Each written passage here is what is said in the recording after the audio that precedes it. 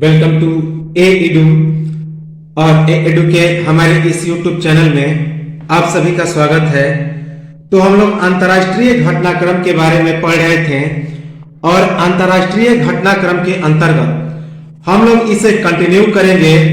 तो अगला current affairs है, चीन ने किया भारतीय सीमा के पास तिब्बत में पहली पूर्ण विद्युतीकरण बुलेट ट्रेन का उद्घाटन। तो वेरी वेरी इंपॉर्टेंट है कि चीन ने भारतीय सीमा के पास तिब्बत में पहली पूर्ण विद्युतीकरण बुलेट ट्रेन का उद्घाटन किया। याद रखेंगे, पूरी तरह से जो विद्युतीकृत बुलेट ट्रेन है उसका उद्घाटन किया किसने? चीन ने। कहां पर?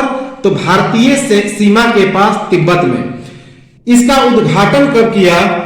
तो 25 जून 2021 को। इसका उद्घाटन कब किया? तो 25 जून 2021 को। कहां से कहां तक यह ट्रेन चलेगी? तो प्रांतीय राजधानी लहासा। तो तिब्बत की प्रांतीय राजधानी क्या है? लहासा है। और निगची के बीच, तो प्रांतीय राजधानी लहासा और निगची के बीच चलेगी, जो अरुणाचल प्रदेश के करीब रणनीतिक तौर पर स्थित एक तिब्बती सीमावर्ती शहर है। याद रखेंगे, तो यह प्रांतीय राजधानी लहासा और निगची के बीच चलेगी, जो कि अरुणाचल प्रदेश के करीब रणनीतिक तौर पर स्थित एक तिब्बती सीमावर्ती शहर है। तो ट्रेन चलेगी, बुलेट ट्रेन, वह कितने किलोमीटर तक चलेगी? तो 435.5 किलोमीटर। याद रखेंगे कि यह बुलेट ट्रेन 435.5 किलोमीटर की यात्रा करेगी। और यह जो प्रोजेक्ट होगा यह किसका हिस्सा होगा? तो सिचुआन तिब्बत रेलवे का हिस्सा होगा। याद रखेंगे, यह जो रेलवे का उद्घाटन किया जाएगा यह किस रेलवे का हिस्सा होगा? तो सिचुआन तिब्बत रेलवे का हिस्सा होगा। इसकी खासियत क्या है? तो यह किंघाई तिब्बत रेलवे के बाद तिब्बत में संचालित होने वाला दूसरा रेल मार्ग है। याद रखेंगे कि यह जो रेल मार्ग होगा वह किंघाई तिब्बत रेलवे के बाद तिब्बत में संचालित होने वाला दूसरा रेल मार्ग होगा। दुनिया के सबसे भूगर्भीय तौर पर सक्रिय क्षेत्रों में से एक किंघाई तिब्बत पठार से यह गुजरेगी। याद रखेंगे कि दुनिया के सबसे भूगर्भीय तौर पर सक्रिय क्षेत्रों में से एक किंघाई तिब्बत पठार से यह क्या होगी? तो गुजरेगी। और इसकी खासियत क्या है कि सिचुआन प्रांत की राजधानी चेंगडू से शुरू होकर यह कम्बों के रास्ते तिब्बत में प्रवेश करेगी। याद रखेंगे कि यह जो बुलेट ट्रेन है वह सिचुआन प्रांत की राजधानी चेंगडू से शुरू होकर कम्बों के रास्ते तिब्बत में प्रवेश करेगी। इसमें जो यात्रा का कुल समय लगेगा वह कितना लगेगा? तो 48 घंटे से घटकर 13 घंटा। जो पहले समय 48 घंटा लगता था, अब यह समय घटकर कितना लगेगा? तो 13 घंटा। याद रखेंगे, वेरी वेरी इंपॉर्टेंट है। अगला इंपॉर्टेंट करंट अफेयर्स है, जापान सरकार ने विदेश यात्रा के लिए वैक्सीन पासपोर्ट जारी करने की घोषणा की। तो जापान सरकार विदेशी यात्रा के लिए करेगी वैक्सीन पासपोर्ट जारी। याद रखेंगे कि जापान सरकार विदेशी यात्रा के लिए वैक्सीन पासपोर्ट जारी करने की घोषणा की। कब घोषणा की? तो 17 जून 2021 को। याद रखेंगे, 17 जून 2021 को जापान सरकार ने विदेशी यात्रा के लिए वैक्सीन पासपोर्ट जारी करने की घोषणा की। अगला इंपॉर्टेंट करंट अफेयर्स है, नाटो के नेताओं ने चीन को घोषित किया सतत वैश्विक सुरक्षा चुनौती। याद रखेंगे कि नाटो के नेताओं ने चीन को घोषित किया सतत वैश्विक सुरक्षा चुनौती। चीन को नाटो के नेताओं ने सतत वैश्विक सुरक्षा चुनौती घोषित किया। कारण क्या था? तो शस्त्रागार और हथियारों का विस्तार करना, कि चीन शस्त्रागार और हथियारों का विस्तार कर रहा था। तो इसी कारण नाटो के नेताओं ने चीन को क्या कहा? तो चीन को कहा यह सतत वैश्विक सुरक्षा के लिए एक चुनौती है। अब हम लोग नाटो के बारे में देखें तो नाटो का फुल फॉर्म क्या है? नॉर्थ अटलांटिक ट्रेड ऑर्गेनाइजेशन, उत्तरी अटलांटिक व्यापार संगठन। याद रखेंगे, उत्तरी अटलांटिक व्यापार संगठन, यह नाटो का पूरा नाम है, इंपॉर्टेंट है। यह जो नाटो है 30 यूरोपीय और उत्तरी अमेरिकी देशों के बीच एक अंतर सरकारी सैन्य गठबंधन है। याद रखेंगे, 30 यूरोपीय और उत्तरी अमेरिकी देशों के बीच एक अंतर सरकारी सैन्य गठबंधन है। तो अगला करंट अफेयर्स है, वेरी वेरी इंपॉर्टेंट। चीन ने खत्म की 2 बच्चों वाली नीति। तो चीन ने 2 बच्चों वाली नीति को क्या कर दिया? तो समाप्त कर दिया। अब 3 संतानों को मिली अनुमति। तो चीन में पहले 2 बच्चों को ही जन्म करने की अनुमति थी, लेकिन अब उस अनुमति को खत्म करके 3 संतानों को जन्म करने की अनुमति मिली। याद रखेंगे, कहां पे? तो चीन में। इसकी घोषणा कब हुई? तो 31 मई 2021 को। इसकी जो घोषणा हुई वह 31 मई 2021 को हुई। इसके घोषणाकर्ता कौन थे? अर्थात इस बात की घोषणा किसने की? तो चीन के राष्ट्रपति शी जिनपिंग ने। तो चीन के राष्ट्रपति शी जिनपिंग ने यह घोषणा किया 31 मई 2021 को कि अब चीन में 2 बच्चों वाली नीति को खत्म कर दिया गया है। अब 3 संतानों की अनुमति दे दी गई है। याद रखेंगे। इसका कारण क्या था? तो इसका कारण था चीन में घटती प्रजनन दर में सुधार लाना और वहां के वर्क फोर्स में की संख्या में वृद्धि करना। तो 2 बच्चों के कारण वहां के वर्क फोर्स में कमी आ गई थी, साथ ही साथ प्रजनन दर में भी कमी आ गई थी। तो प्रजनन दर में सुधार लाना और साथ ही साथ वहां के वर्क फोर्स की संख्या में वृद्धि करना, यह 2 कारण था कि चीन में 2 बच्चों वाली नीति को समाप्त करके 3 संतानों की अनुमति मिली। अगला इंपॉर्टेंट करंट अफेयर्स है कि चीन में कोरोना वायरस के बाद बर्ड फ्लू H10N3 का पहला मामला सामने आया।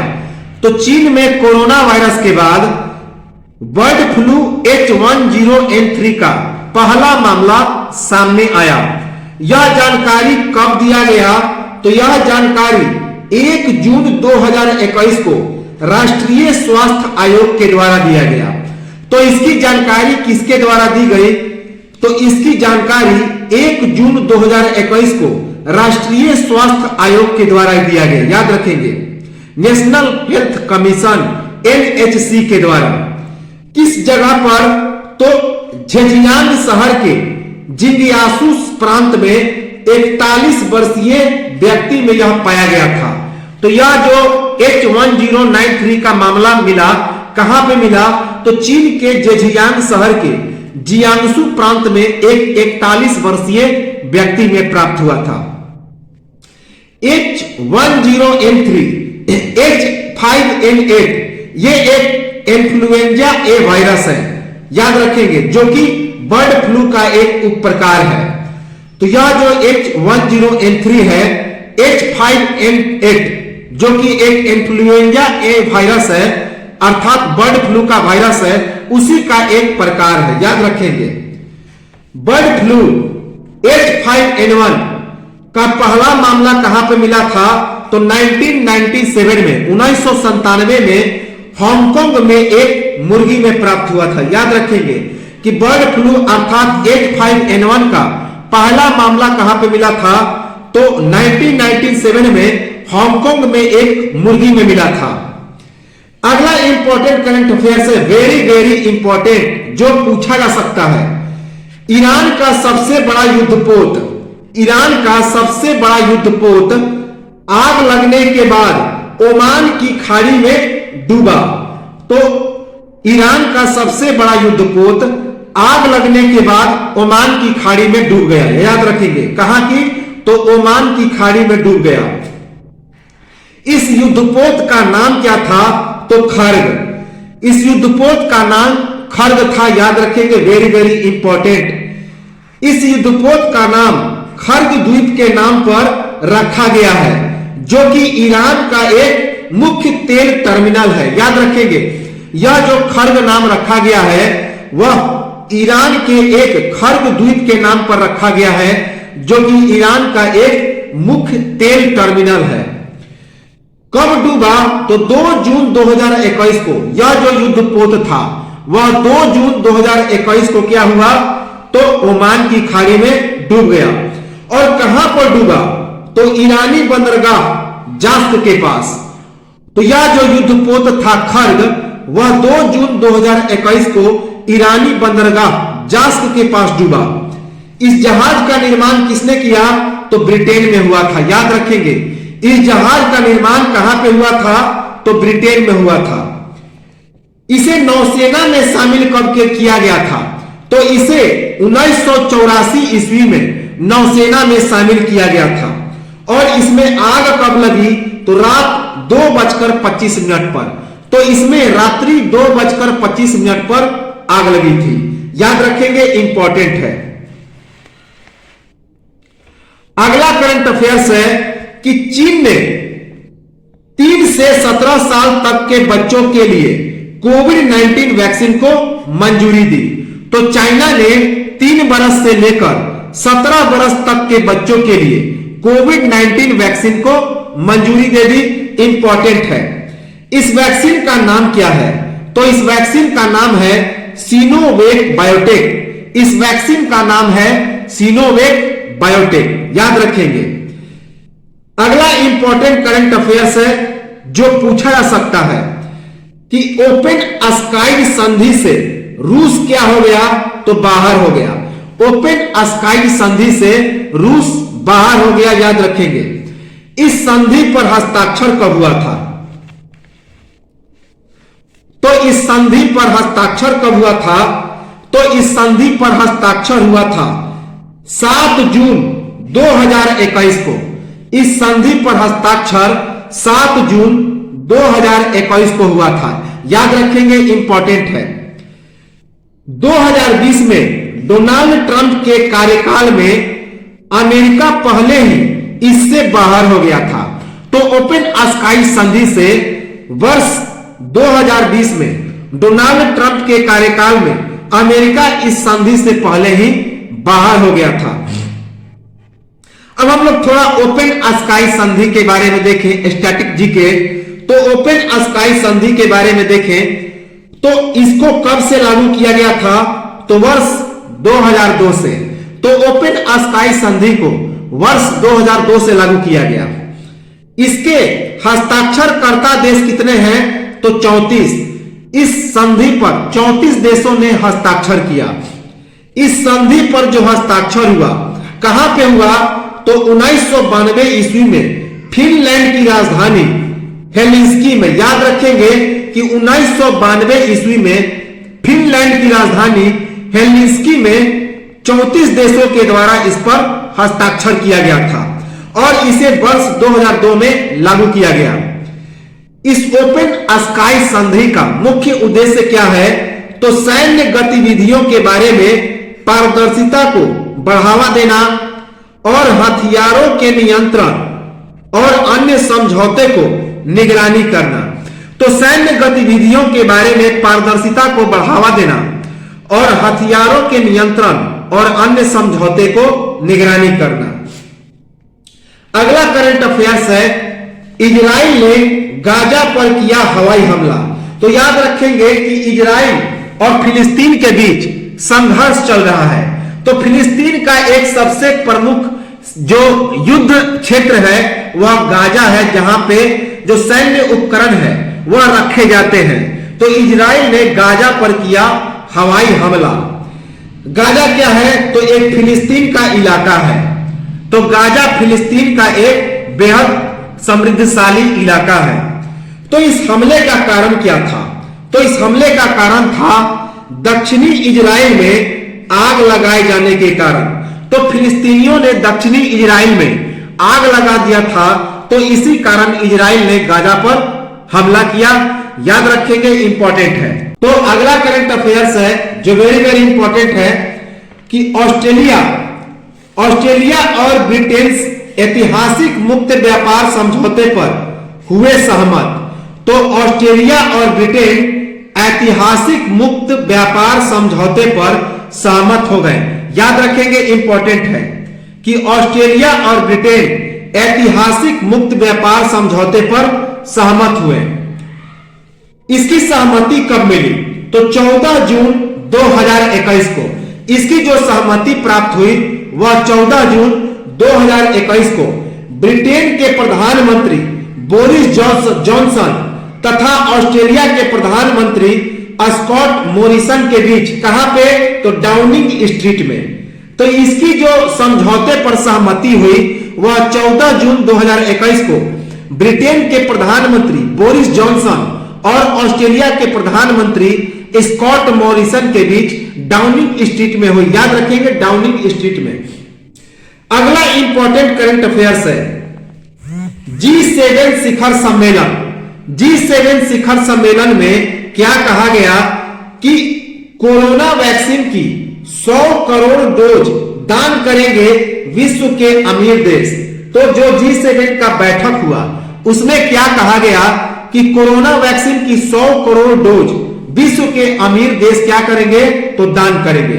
इंपॉर्टेंट है, याद रखेंगे। अगला इंपॉर्टेंट करंट अफेयर्स है, वेरी वेरी इंपॉर्टेंट।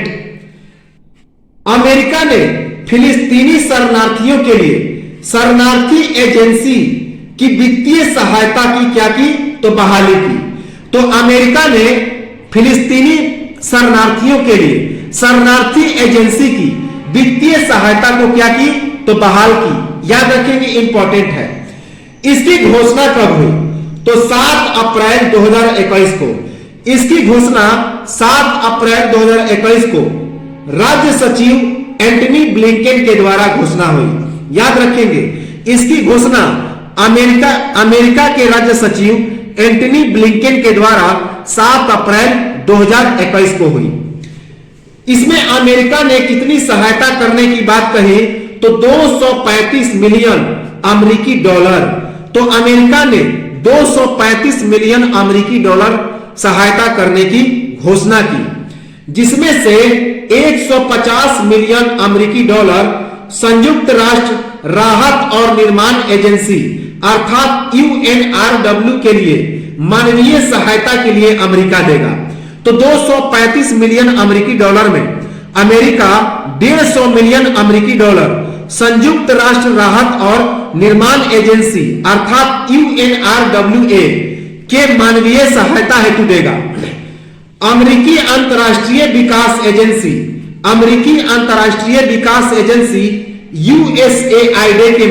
USAID के माध्यम से शांति स्थापना के कार्यक्रमों के लिए अलग से 10 मिलियन अमेरिकी डॉलर की सहायता दी जाएगी। याद रखेंगे। जबकि वेस्ट बैंक और गाजा में आर्थिक और वित्तीय सहायता के लिए 75 मिलियन अमेरिकी डॉलर उस फिलिस्तीन को मिलेगा। याद रखेंगे, इंपॉर्टेंट है।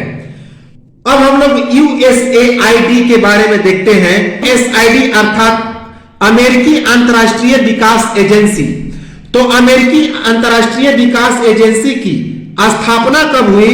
तो 3 नवंबर 1961 ईस्वी को। याद रखेंगे, USAID या अमेरिकी अंतरराष्ट्रीय विकास एजेंसी की स्थापना कब हुई? तो 3 नवंबर 1961 को। इसका मुख्यालय कहां पे है? तो वाशिंगटन DC में है। इसका मुख्यालय वाशिंगटन DC में है। याद रखेंगे।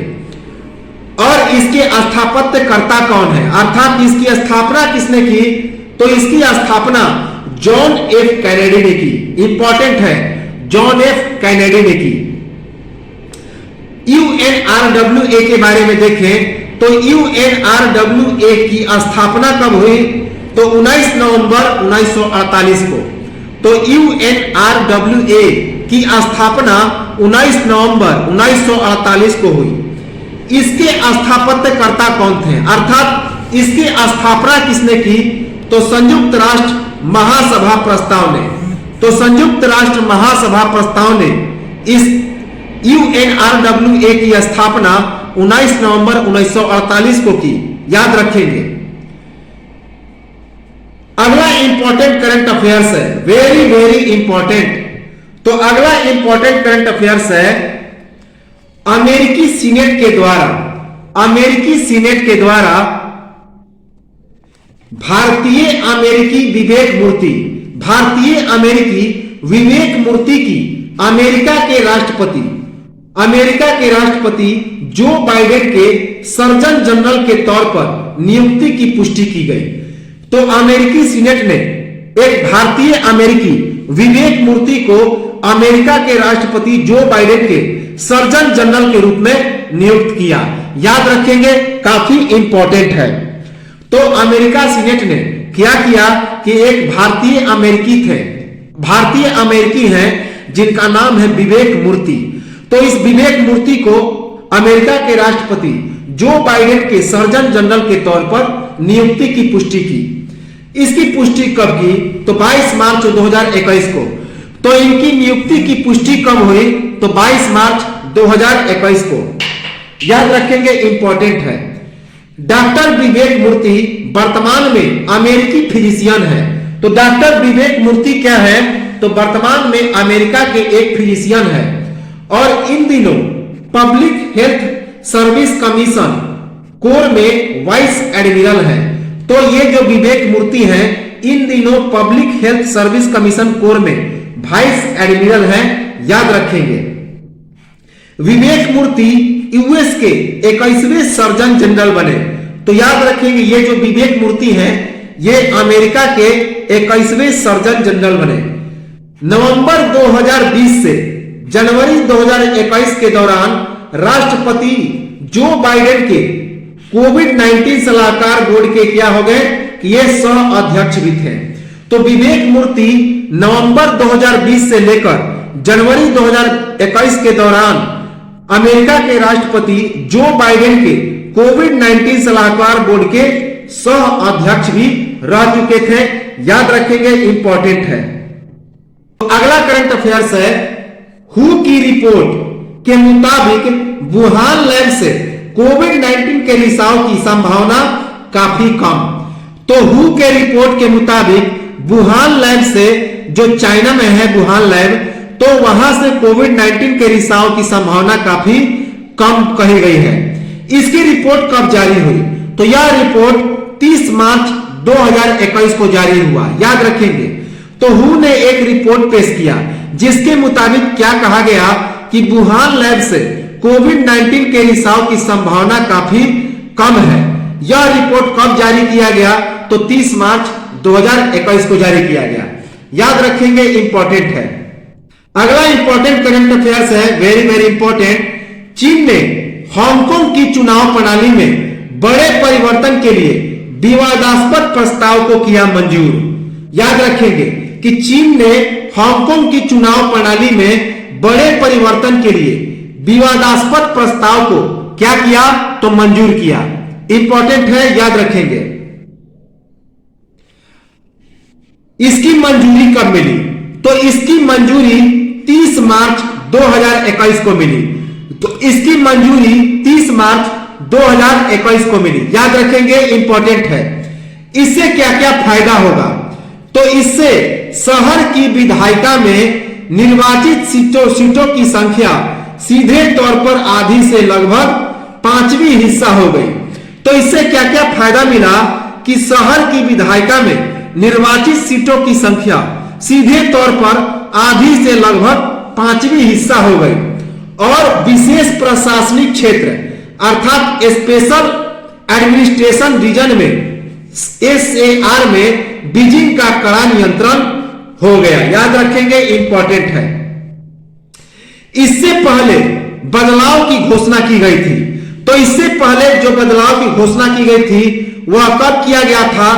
तो नेशनल पीपल्स कांग्रेस के वार्षिक सत्र में 30 मार्च को किया गया था। तो इससे पहले नेशनल पीपल्स कांग्रेस के वार्षिक सत्र में 30 मार्च को बदलाव की घोषणा किया गया था, जिसे एनपीसी की अस्थायी समिति, एनपीसी अर्थात नेशनल पीपल्स कांग्रेस, तो एनपीसी की अस्थायी समिति के 167 सदस्यों ने क्या किया था? तो पारित किया था। इंपॉर्टेंट है। यह जो इसमें क्या क्या बदलाव किया गया, तो इसमें क्या क्या बदलाव आया, तो हांगकांग विधान परिषद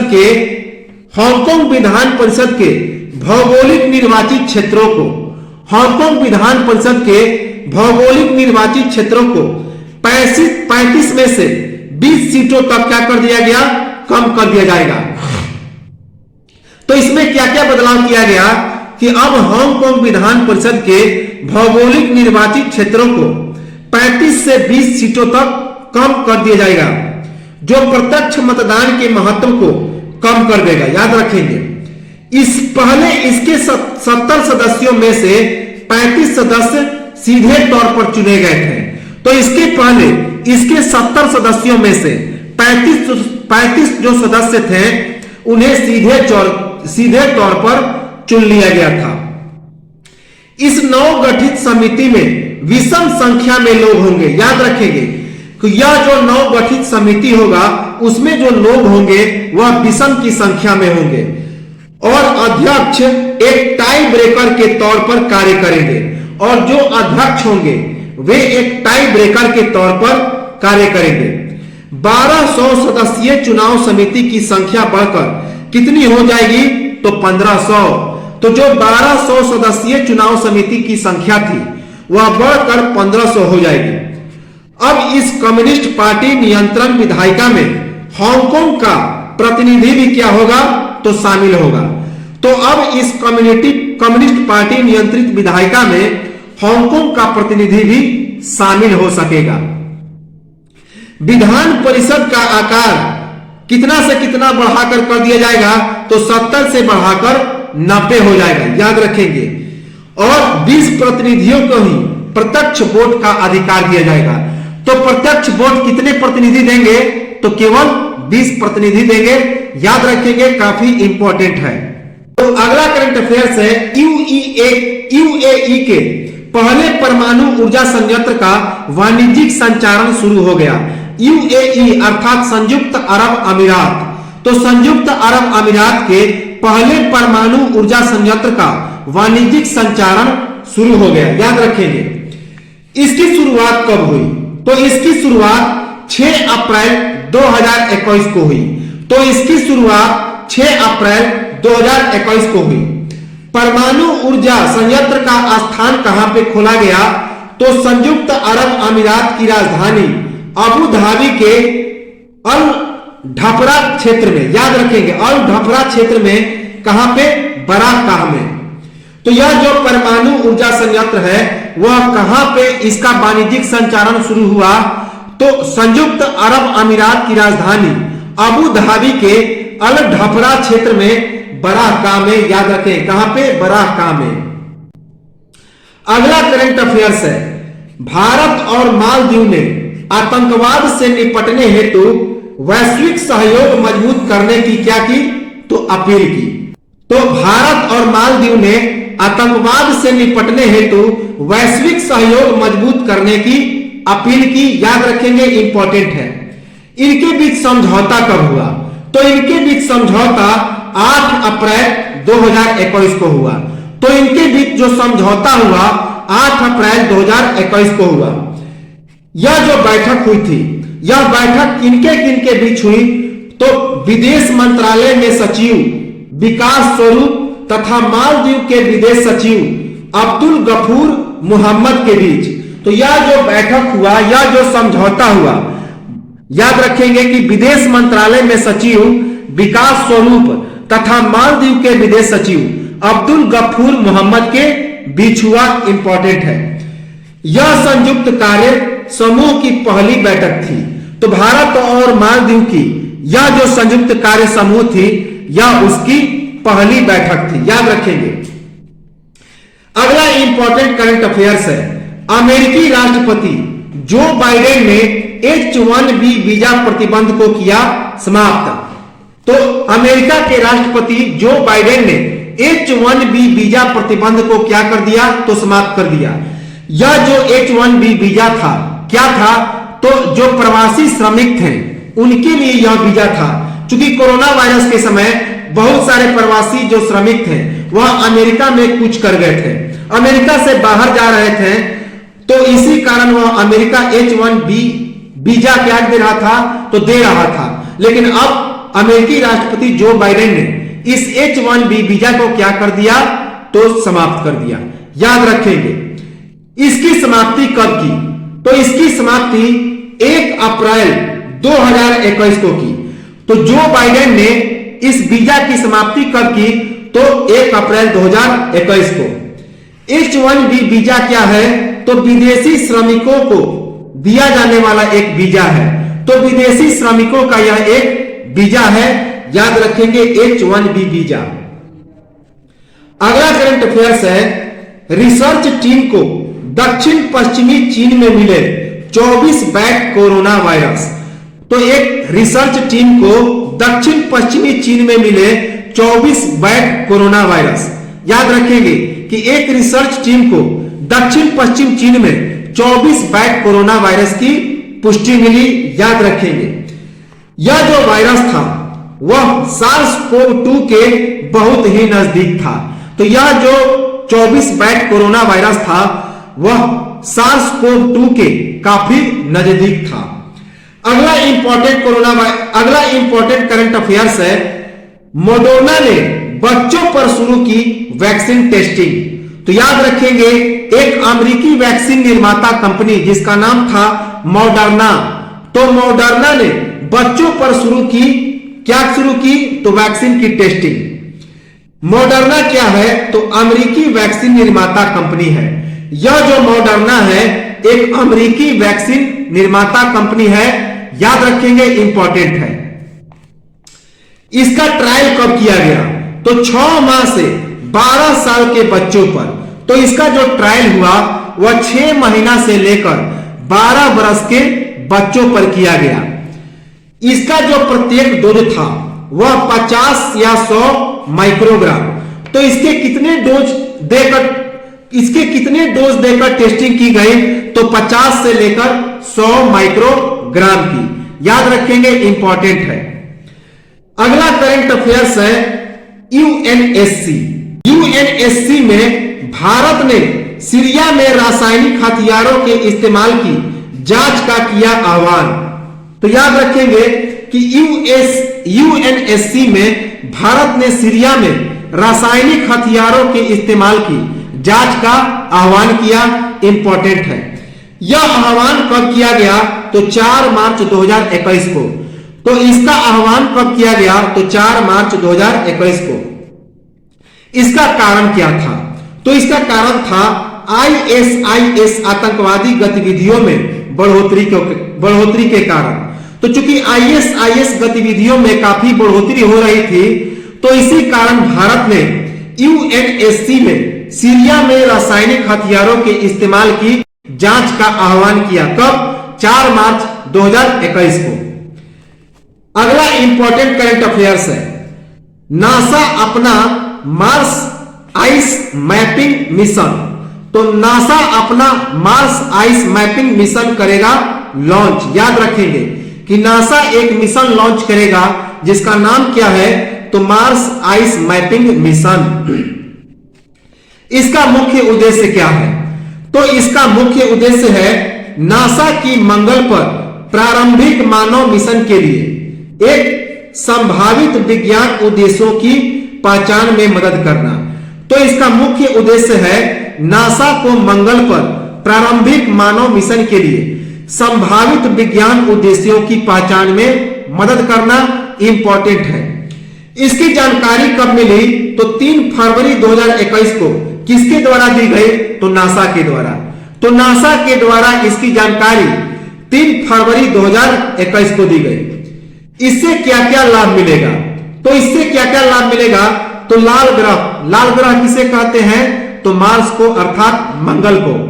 तो लाल ग्रह पर भावी मिशनों के लिए लैंडिंग साइट्स के लिए प्रचुर सुलभ बर्फ को पहचानने में क्या होगी, तो यह मदद करेगा। तो लाल ग्रह पर भावी मिशनों के लिए लैंडिंग साइट्स के लिए प्रचुर सुलभ बर्फ को पहचानने में यह क्या करेगा, तो मदद करेगा। इस पर किसके किसके बीच हस्ताक्षर हुआ, तो नासा, कनाडाई अंतरिक्ष एजेंसी अर्थात CSA, Japan aerospace exploration agency अर्थात जेएक्सए, उसके बाद इटालियन अंतरिक्ष एजेंसी एएसआई, इन चारों के साथ आसन के बयान पर हस्ताक्षर हुआ। तो किनके किनके बीच हस्ताक्षर हुआ? तो नासा, उसके बाद कनाडाई अंतरिक्ष एजेंसी सीएसए, उसके बाद Japan aerospace exploration agency JAXA और इटालियन अंतरिक्ष एजेंसी एएसआई के बीच। किस आशय पर? तो आशय के बयान पर। याद रखेंगे, इंपॉर्टेंट है। यह कब तक बनकर तैयार होगा? तो 2026 तक। याद रखेंगे, यह जो मार्स आइस मैपिंग मिशन है, इसकी यह कब तक बनकर तैयार हो जाएगा? तो मार्च 2026 तक। याद रखेंगे, इंपॉर्टेंट है। अगला करंट अफेयर्स है, इंपॉर्टेंट है, VVI है कि चीन की तियानवेन अंतरिक्ष खोज ने भेजी लाल ग्रह की पहली छवि। तो चीन की तियानवेन अंतरिक्ष खोज ने लाल ग्रह की पहली छवि की तस्वीर भेजी। याद रखेंगे, इंपॉर्टेंट है। कौन? चीन की तियानवेन यह एक अंतरिक्ष खोज ने लाल ग्रह की पहली छवि खींचकर भेजी। इसकी फोटो कब जारी हुई? तो फोटो जो जारी हुआ 5 फरवरी 2021 को। तो 5 फरवरी 2021 को इसकी फोटो जारी हुई। और इस फोटो को जारी करने वाला कौन था? तो फोटो जारी करता था चाइना नेशनल स्पेस एडमिनिस्ट्रेशन। किसने यह फोटो जारी किया? तो China national space administration CNSA ने। याद रखेंगे, इस अंतरिक्ष को कब लॉन्च किया गया? तो जुलाई 2020 में। इस अंतरिक्ष को लॉन्चिंग कब किया गया? तो जुलाई 2020 में। याद रखेंगे, इंपॉर्टेंट है। अगला करंट अफेयर्स है, स्क्वायर किलोमीटर एरे ऑब्जर्वेटरी का शुभारंभ हुआ। वेरी वेरी इंपॉर्टेंट है। तो स्क्वायर किलोमीटर एरे ऑब्जर्वेटरी का क्या हुआ? तो शुभारंभ हुआ। इसकी खासियत क्या थी? तो यह रेडियो खगोल विज्ञान के लिए समर्पित होने वाला दुनिया का दूसरा अंतर सरकारी संगठन है। तो इसकी खासियत क्या है? तो यह रेडियो खगोल विज्ञान के लिए समर्पित होने वाला दुनिया का दूसरा अंतर सरकारी संगठन है। इसका मुख्य उद्देश्य क्या है? तो 2 रेडियो टेलीस्कोप का निर्माण करना और उसका संचालन करना। तो याद रखेंगे, इस ऑब्जर्वेटरी का मुख्य उद्देश्य है 2 रेडियो टेलीस्कोप का निर्माण करना और उसके बाद उसका संचालन करना। दोनों नेटवर्क की स्थापना कहां पे की गई? तो दक्षिण अफ्रीका और ऑस्ट्रेलिया में। इन दोनों नेटवर्क की स्थापना दक्षिण अफ्रीका और ऑस्ट्रेलिया में की गई। याद रखेंगे, इंपॉर्टेंट है, काफी इंपॉर्टेंट है, VVI है। अगला इंपॉर्टेंट करंट अफेयर्स है, डेनमार्क उत्तरी सागर में बनाएगा दुनिया का पहला ऊर्जा द्वीप। तो डेनमार्क उत्तरी सागर में दुनिया का पहला ऊर्जा द्वीप बनाएगा। याद रखेंगे, तो डेनमार्क उत्तरी सागर में दुनिया का पहला ऊर्जा द्वीप बनाएगा। इसकी मंजूरी कब मिली? तो इसकी मंजूरी 4 फरवरी 2021 को मिली। याद रखेंगे, इसकी मंजूरी 4 फरवरी 2021 को प्राप्त हुई। इससे क्या क्या लाभ मिलेगा? तो 3 मिलियन यूरोपीय घरों की बिजली की जरूरतों को पूरा करना एवं पर्याप्त हरित ऊर्जा का उत्पादन एवं भंडारण। तो इससे 3 मिलियन यूरोपीय घरों की बिजली की जरूरतों को पूरा किया जाएगा और साथ ही साथ पर्याप्त हरित ऊर्जा का उत्पादन और भंडारण भी किया जाएगा। इसका आकार कैसा है? तो 18 फुटबॉल मैदानों का आकार का है। तो इसका आकार 18 फुटबॉल मैदानों के आकार का है। इसमें कुल कितनी लागत आएगी? तो इसमें 210 बिलियन डेनिश क्राउन अर्थात 33.9 बिलियन डॉलर की लागत आएगी। याद रखेंगे, इंपॉर्टेंट है। इसकी शुरुआत कब होगी? तो इसकी शुरुआत वर्ष 2033 से होगी। इसकी शुरुआत की घोषणा कब से की गई है? तो वर्ष 2033 से। इसके टरबाइन की क्षमता कितनी है? तो इसके टरबाइन की क्षमता 3 गीगावाट है। याद रखेंगे, इसके जो टरबाइन है उसकी क्षमता 3 गीगावाट रखी गई है। यह कहां बनेगा? तो डेनमार्क के पश्चिमी तट से 80 किलोमीटर दूर। तो डेनमार्क के पश्चिमी तट से 80 किलोमीटर दूर के क्षेत्र में इसको बनाया जाएगा। इंपॉर्टेंट है, याद रखेंगे। अगला करंट अफेयर्स है कि अमेरिकी सरकार का बड़ा फैसला, फिर से संयुक्त राष्ट्र मानवाधिकार परिषद में होगा शामिल। तो अमेरिका ने एक बड़ा फैसला किया कि एक बार फिर से अमेरिका संयुक्त राष्ट्र मानवाधिकार परिषद में क्या होगा? तो शामिल होगा। याद रखेंगे, अमेरिका ने कहा कि एक बार फिर से अमेरिका संयुक्त राष्ट्र मानवाधिकार परिषद में शामिल होगा। 2018 में डोनाल्ड ट्रंप के शासनकाल में अमेरिका संयुक्त राष्ट्र मानवाधिकार परिषद से क्या हो गया था? तो हट गया था। तो 2018 में डोनाल्ड ट्रंप के शासनकाल में अमेरिका संयुक्त राष्ट्र मानवाधिकार परिषद से क्या हो गया था? तो हट गया था। याद रखेंगे। अब हम लोग संयुक्त राष्ट्र मानवाधिकार परिषद अर्थात यूएनएचआरसी अर्थात United nation human right commission, United nation human right commission अर्थात संयुक्त राष्ट्र मानव अधिकार परिषद, इसके बारे में देखें तो इसकी स्थापना 2006 में हुई थी। तो यूएनएचआरसी की स्थापना कब हुई? तो 2006 में। इसमें कुल कितने सदस्य हैं? तो 47 सदस्य हैं। इसमें कुल 47 मेंबर्स हैं। याद रखेंगे।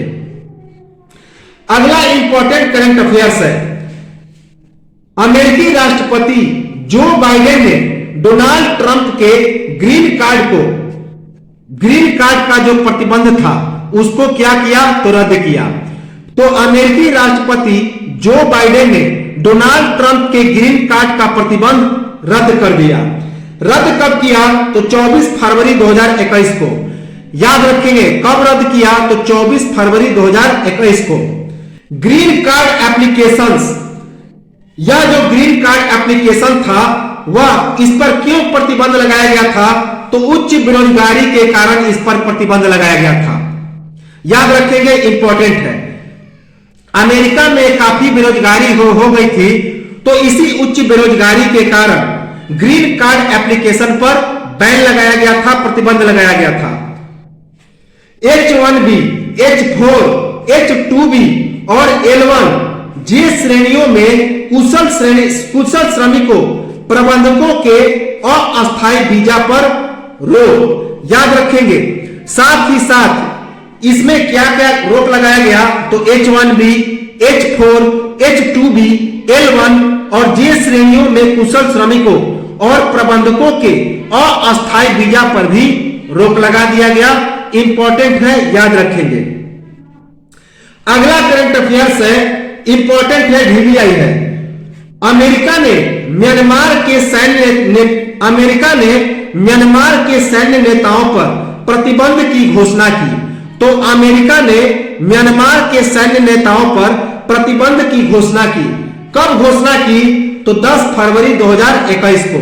याद रखेंगे, 10 फरवरी 2021 को अमेरिका ने म्यांमार के सैन्य नेताओं पर प्रतिबंध की घोषणा की।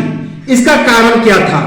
तो म्यांमार के नेताओं के द्वारा तख्ता पलट करने के कारण, तो म्यांमार के नेताओं ने तख्ता पलट कर दिया था। तो इसी कारण अमेरिका ने म्यांमार के सैन्य नेताओं पर प्रतिबंध की घोषणा कर दी। नवंबर 2020 में हुए चुनाव में आंग सान सू की पार्टी ने गड़बड़ी से चुनाव जीत लिया था। इसके बाद सेना ने देश को अपने कब्जे में ले लिया था। तो याद रखेंगे, नवंबर 2020 में जो चुनाव हुआ था म्यांमार में, तो आंग सान सू की पार्टी ने गड़बड़ी से चुनाव जीत लिया था और इसके बाद सेना ने देश को अपने कब्जे में ले लिया था। याद रखेंगे, इंपॉर्टेंट है। अगला करंट अफेयर्स है, अगला करंट अफेयर्स है, अमेरिकी राष्ट्रपति जो बिडेन ने अमेरिका मैक्सिको की सीमा दीवार पर डोनाल्ड ट्रंप का आपातकालीन आदेश रद्द किया। तो याद रखेंगे, अमेरिकी राष्ट्रपति जो बिडेन ने अमेरिका मैक्सिको की सीमा दीवार पर डोनाल्ड ट्रंप के आपातकालीन आदेश को क्या कर दिया, तो रद्द कर दिया। यह आदेश कब रद्द किया गया, तो 11 फरवरी 2021 को। यह जो आदेश था वह 11 फरवरी 2021 को रद्द किया गया। अगला करंट अफेयर्स है, भारत और संयुक्त राज्य अमेरिका रणनीतिक ऊर्जा सहयोग का पुनर्निर्माण करेंगे। तो भारत और संयुक्त राज्य अमेरिका रणनीतिक ऊर्जा सहयोग का पुनर्निर्माण करेंगे, याद रखेंगे। इस पर सहमति कब मिली, तो 29 मार्च 2021 को। तो इस पर सहमति 29 मार्च 2021 को मिली। इसका मूल उद्देश्य क्या था, तो इसका मूल उद्देश्य था स्वच्छ ऊर्जा को बढ़ावा देने वाले निम्न कार्बन के साधनों और हरित ऊर्जा सहयोग में तेजी लाना। तो इसका मुख्य उद्देश्य था स्वच्छ ऊर्जा को बढ़ावा देने वाले निम्न कार्बन के साधनों और हरित ऊर्जा सहयोग में तेजी लाना, याद रखेंगे, इंपॉर्टेंट है। इसकी समीक्षा किसके द्वारा की गई, तो यह वीडियो कॉन्फ्रेंसिंग के माध्यम से अर्थात आभासी बैठक के दौरान। तो आभासी बैठक के दौरान अमेरिकी ऊर्जा सचिव जेनिफर ग्रानहोल्म और केंद्रीय मंत्री धर्मेंद्र प्रधान के बीच। तो यह जो समीक्षा हुई किनके बीच हुई, तो एक वीडियो कॉन्फ्रेंसिंग के दौरान अमेरिकी ऊर्जा सचिव जेनिफर ग्रानहोल्म और केंद्रीय मंत्री धर्मेंद्र प्रधान के बीच हुई, याद रखेंगे, इंपॉर्टेंट है। अगला करंट अफेयर्स है, सऊदी अरब ने भारत और पाकिस्तान से मसले सुलझाने हेतु वार्ता का आह्वान किया। तो सऊदी अरब ने भारत और पाकिस्तान से अपने मसले सुलझाने के लिए क्या कहा कि आप लोग वार्ता कीजिए, याद रखेंगे, इंपॉर्टेंट है कि सऊदी अरब ने भारत और पाकिस्तान से मसले सुलझाने हेतु वार्ता का आह्वान किया। क्यों वार्ता करने के लिए कहा, तो कश्मीर के मुद्दे पर। तो कश्मीर के मुद्दे पर अपने मसले सुलझाने के लिए सऊदी अरब ने भारत और पाकिस्तान को अपने अपने बीच वार्ता करने का आह्वान किया।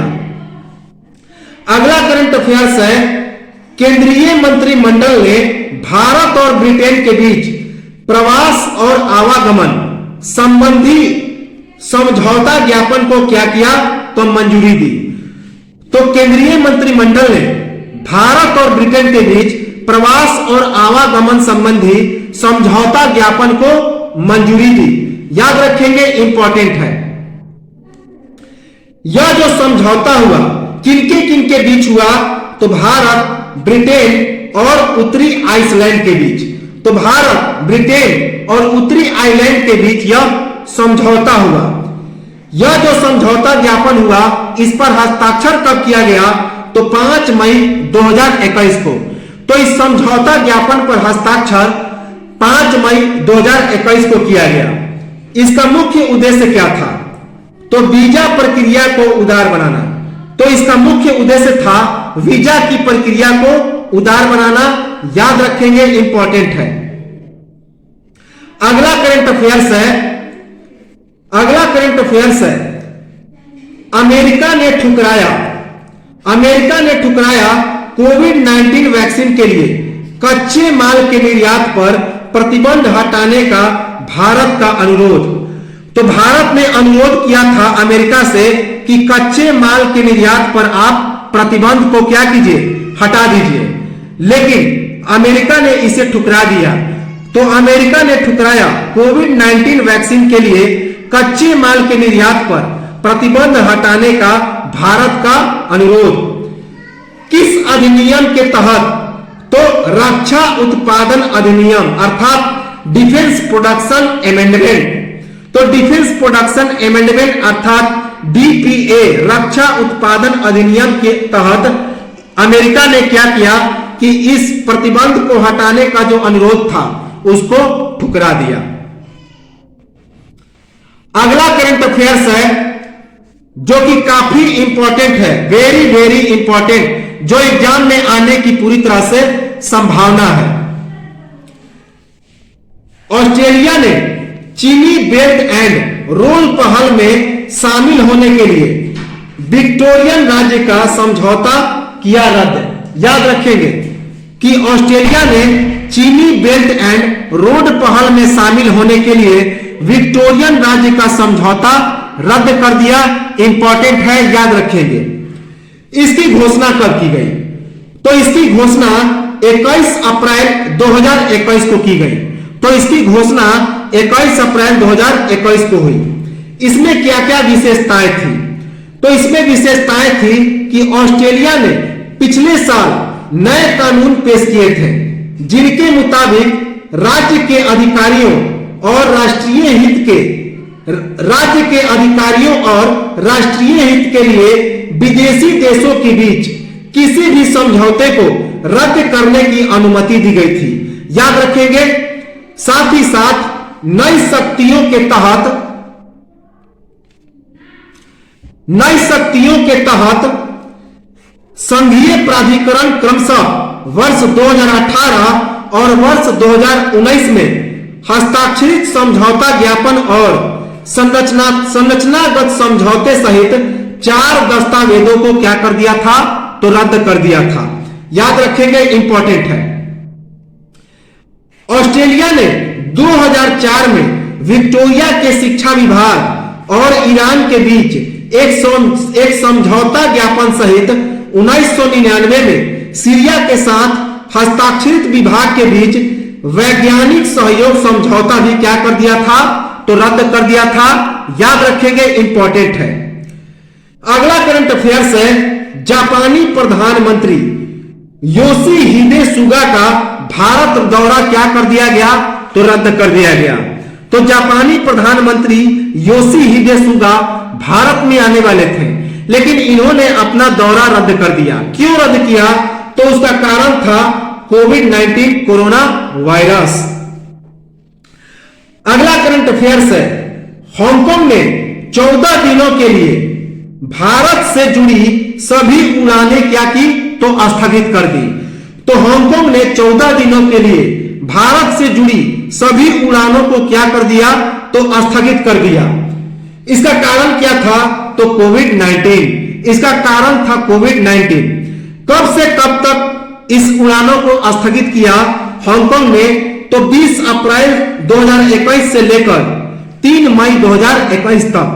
तो 20 अप्रैल 2021 से लेकर 3 मई 2021 तक हांगकांग ने 14 दिन के लिए भारत से जुड़ी सभी उड़ानों को स्थगित कर दिया। इसकी घोषणा कब की गई?